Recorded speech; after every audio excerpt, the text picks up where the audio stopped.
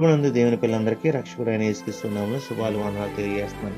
ఈ లోకంలో చాలా మంది మనుషులు సాటి మనిషిని ద్వేషిస్తూ, చాటి మనిషిని చులకనగా చూస్తూ మానవత్వాన్ని కోల్పోతూ ఉంటుంటారు. కానీ బైబిల్ గ్రంథం చెబుతుంది, క్రీస్తు యేసులో బాప్తిసం పొందే మనమందరము క్రీస్తుని ధరించుకుని ఉన్నాము. ఇందులో యూదుడని, క్రీస్తు దేశస్థుడని, దాసుడని, స్వతంత్రం లేడు, పురుషుడని, స్త్రీ అని లేదు.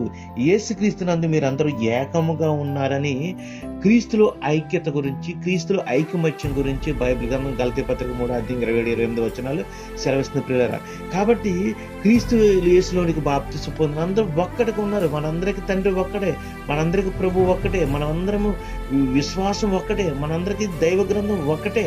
కాబట్టి క్రీస్తు యేసులోనికి వచ్చిన తర్వాత మీరేమిట్లు, మీ కులం ఏంటి, లేకపోతే మీరు ఏం జాబ్ చేస్తున్నారు, మీరు ఎక్కువ వారు, మీరు తక్కువ వారు అనే యొక్క తారతమ్యాలు ఉండకూడదు. మనందరం దేవుని పిల్లలుగా క్రీస్తు ప్రేమను అనేకులు పంచే వరకు ఉందాం.